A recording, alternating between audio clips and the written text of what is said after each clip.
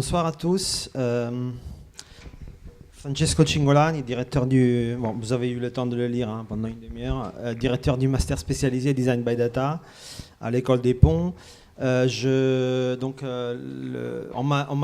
Nicolas m'a demandé de parler de ce sujet BIM Computational Design avec une carte blanche un peu. Normalement, quand je fais je fais des conférences, j'ai tendance à vouloir toujours parler de choses positives et de comment en fait c'est génial ce qu'on fait. Là, je vais prendre l'occasion pour parler d'une grosse frustration que je vis en tant que professionnel ou chercheur indépendant, on va dire, ou enseignant. Je vais commencer par la frustration pour après parler d'autres choses. Mais, donc voilà, j'ai dirigé un master qui s'appelle Design by Data. Je vais commencer vous voyez que je vais commencer par le BIM. Pourquoi? Parce qu'en gros, ça fait environ 15 ans que je travaille dans un domaine qui s'appelle innovation numérique ou le numérique appliqué à l'architecture et à la ville. Et je me souviens qu'une des premières conférences, c'était il y a très longtemps, peut-être il y a 15 ans, avec Domenico, qui est quelque part par ici à la Cité de la Science, à la Villette, où on parlait de l'application des réseaux sociaux dans la ville. Et en fait, à ce moment-là, les gens nous regardaient un peu bizarrement, comme pour dire « Mais attends, c'est de l'architecture, tu es architecte, mais tu parles de réseaux sociaux, à la ville, qu'est-ce que ça va avoir ?» Donc ça a été comme ça pendant quelques années. Et puis tout d'un coup, il y a donc j'ai commencé à enseigner sur ces sujets-là et à les pratiquer dans la vie professionnelle, en agence, on va dire. Et puis à un moment donné, il s'est passé que surtout en école d'architecture, les mêmes gens qui me disaient, en fait, qui voyaient pas de quoi je parlais ou qui pensaient que j'étais un peu bizarre comme architecte, ils m'ont dit « Ah oui, mais en fait, j'ai compris ce que tu fais du BIM ». Et ça, c'est quelque chose qui n'arrête pas de m'arriver. Et donc, j'ai un peu processé cette frustration. Maintenant, j'ai compris pourquoi, etc. Et du coup, tout ça pour raconter qu'en fait, du coup, tout ça, ce n'est pas du BIM ou seulement de manière très, très lointaine. Et du coup, au début, c'était une grosse frustration parce que voilà, c'était un peu compliqué de communiquer. Et maintenant, en fait, ce que je fais, la manière où j'enseigne, où je propose des enseignements, où je pratique, c'est plutôt en fait de savoir que ça existe, qu'aujourd'hui on parle beaucoup de ce sujet-là, de BIM. D'ailleurs, peut-être on pourrait débattre de pourquoi. Je pense que moi, je connais certains facteurs comme des aspects normatifs, mais Olivier peut-être en parlera, qui font que le BIM, ça stresse un peu tout le monde, ça préoccupe tout le monde, ça intéresse tout le monde. Je pense qu'il y a aussi beaucoup de marketing, et je pense tout simplement que le mot est très facile à prononcer. Mais c'est vrai, je pense vraiment que ça joue beaucoup. Ça fait partie, c'est les analyses que j'ai fait pendant les dernières années. Je pense qu'il y a sûrement beaucoup d'autres facteurs qui existent.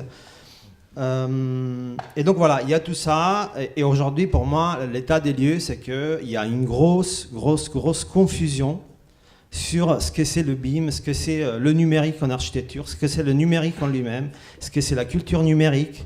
Le ministère de la Culture, par exemple, fait des assises BIM et parle de paramétrique, de ville intelligente. C'est un peu étonnant. Et du coup, ce que moi je propose ce soir, c'est un peu de faire un zoom. Vous voyez, j'ai fait un petit dessin où on voit que ça. Et si on fait un peu zoom en arrière, on voit que pas loin, peut-être même superposé au BIM, il y a quelque chose qu'on appelle computational design, qu'on ne va pas définir ce soir, mais qui existe et qui a à voir avec les data, avec le paramétrique, avec la robotique, avec l'usine 4.0, effectivement, l'impression 3D, peut-être même des Fab Labs, etc. Donc ça existe, c'est à côté du BIM, c'est quelque chose de différent, ou plutôt de complémentaire.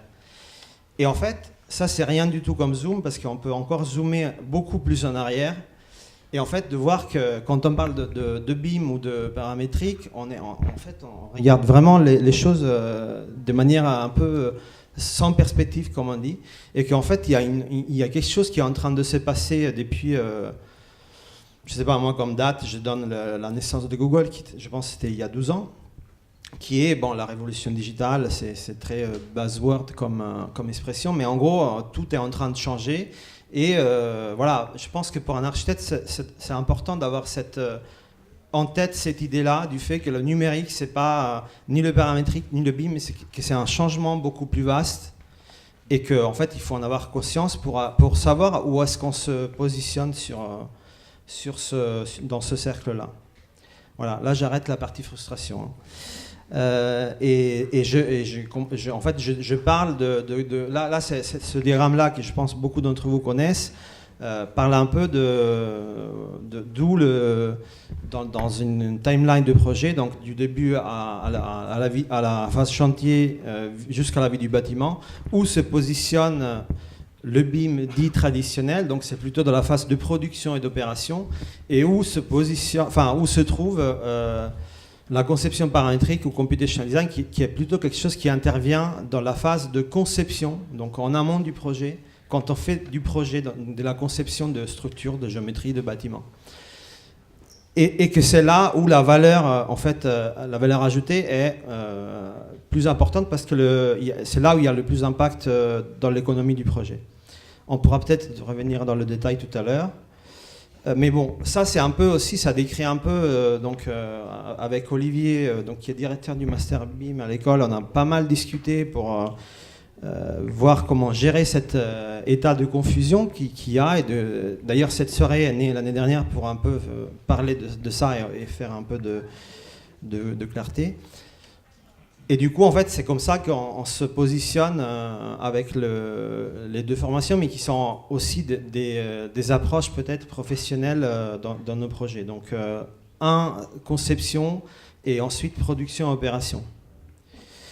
Quelque chose, donc Mario Garpo, que certains d'entre vous connaissent sûrement, cette phrase-là est très importante pour moi. J'ai entendu plusieurs fois ce soir le fait de parler du numérique comme quelque chose qui rend les choses beaucoup plus rapides et agiles, extrêmement rapides, c'est vrai. Moi, ce qui m'intéresse plus que ça, c'est en fait comment le numérique nous permet de concevoir des choses qu'on ne peut pas concevoir sans le numérique, en fait. Et donc, c'est important de dire que oui, c'est très rapide, et en fait, le fait d'être rapide et de pouvoir générer beaucoup de choses comme Anouk de XTU disait, dans une seule journée, ce simple fait d'être très rapide, effectivement, en soi, change aussi la manière de penser. Mais il y a aussi des projets et une manière de travailler qui fait que le numérique a un rôle à jouer sur concevoir des choses qu'on ne peut pas faire sans. Parce que c'est trop complexe, parce qu'on on peut pas le dessiner. Et donc, en fait, là, il y a, je pense, un angle, un terrain de jeu important pour la créativité en architecture qui, à mon sens, est souvent peu considéré. Bon, je suis censé pas parler de projet, mais bon, c'est juste pour dire que je ne vais pas parler du projet, je vais juste dire qu'il y a des projets en fait qui se construisent où en fait toute la géométrie dépend et le projet architectural aussi dépend un traitement de données, donc de données dans ce cas-là environnementales, qui donne forme et lieu à une géométrie qui respecte certaines contraintes, qui donne lieu à certaines conditions environnementales, de lumière, etc. Et ça, c'est très important parce que dans ces démarches-là, on est vraiment face à des choses que même si on avait un temps infini, en fait, on ne le ferait pas, tout simplement. Et donc, c'est très dans l'idéologie de l'architecture, qui est quelque chose de très présent à raison dans les écoles d'architecture. Dans l'idéologie de l'architecture, tout ça, c'est extrêmement problématique, je trouve, parce que tout d'un coup, on se retrouve à ne pas dessiner des choses avec un crayon ou AutoCAD, c'est pareil, mais on se retrouve à faire de la procédure de données. Donc, Jean-François parlait tout à l'heure de culture procédurale, je crois. Je pense que tu voulais dire quelque chose qui a à voir avec ça, peut-être pas tout à fait, mais en tout cas, il y a une sorte un besoin ou une tendance ou une possibilité, en fait, de transformer ou de opérer l'architecture, la conception architecturale plutôt, comme une procédure qui permet en fait de dire à la machine comment elle doit produire des choses après. Donc on n'est plus, nous, humains, architectes, là où il y a la production de l'objet, on est dans la production d'un processus. Et ce que moi, évidemment, je revendique, c'est que cette création de processus, c'est un travail d'architecte. Et là-dessus, si vous voulez, on peut en discuter. Je pense qu'on n'est pas tous d'accord. Voilà. Mais bon, je pense que ce sur quoi on est tous d'accord, c'est que quand on a affaire avec un processus, toutes les compétences changent. C'est-à-dire, un, il faut savoir faire du code. Deux, les notions plastiques ne sont plus du tout les mêmes, puisqu'on n'a pas affaire avec une plasticité d'objet, on a affaire avec une plasticité de processus. Donc voilà, c'est une manière complètement différente de travailler qui demande des compétences nouvelles. Et très rapidement, comment un autre sens, il faut changer, donc pour changer cette manière, pour travailler comme ça, comment on doit travailler en fait. C'est ça la question. Et un des points forts pour nous, c'est d'arrêter en fait la séparation qui est légalement imposée, des fois même, entre la conception et la fabrication. Donc en fait, établir un continuum entre la conception et la fabrication, et en fait faire en sorte que le processus de projet soit plutôt un cercle aller-retour plutôt qu'un phasage avant et après. C'est pour ça que tout à l'heure j'ai mis le mot Fab Lab en tout petit à côté de Computational Design. Je pense que c'est très important la question de l'environnement où on apprend. Et du coup, ça c'est assez intéressant pour un architecte de voir qu'on a besoin de nouveaux espaces et que l'espace où on apprend et où on travaille, l'espace physique, a un impact extrêmement fort sur la manière de concevoir. Ça c'est un peu quelque chose que j'ai réalisé dans le temps et dans mes expériences. Et c'est pour ça que pour nous c'est hyper important que les étudiants et les professionnels, j'ai presque terminé, travaillent dans des environnements. Donc par exemple pour nous Volume, c'est un environnement où les étudiants travaillent parce qu'ils prototypent dans le Fab Lab, parce qu'ils rencontrent des entrepreneurs qui peut-être ne sont pas architectes, qui sont des développeurs de code ou beaucoup plus différents, enfin beaucoup plus lointains que ça. Et donc ce mélange et ce nouveau mode de travail d'apprentissage est extrêmement important dans l'apprentissage.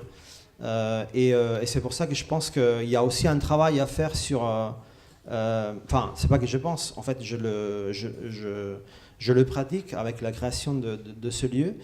Je pense qu'il y a un enjeu important de savoir comment on travaille, en fait, en tant qu'architecte, où on travaille, comment on travaille, avec qui on travaille. Et donc le facteur espace physique et humain, comme Daniel disait, me semble extrêmement important. C'est ce que les gens des écoles de commerce appellent les soft skills. Je pense que ça devient de plus en plus important.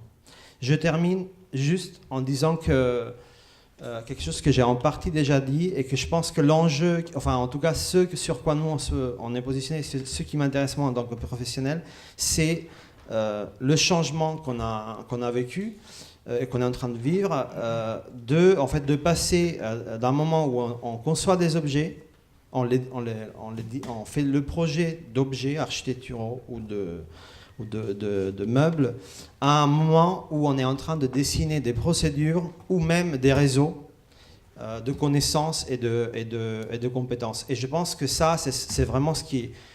La révolution numérique, pour moi, c'est un peu ça. Et je pense que tout ce qu'on dit ce soir, le BIM, le logiciel, le paramétrique, la créativité, enfin, moi, je l'intègre dans cette vision générale d'un changement de paradigme. Voilà, j'espère d'avoir été dans le temps, mais en tout cas, merci beaucoup.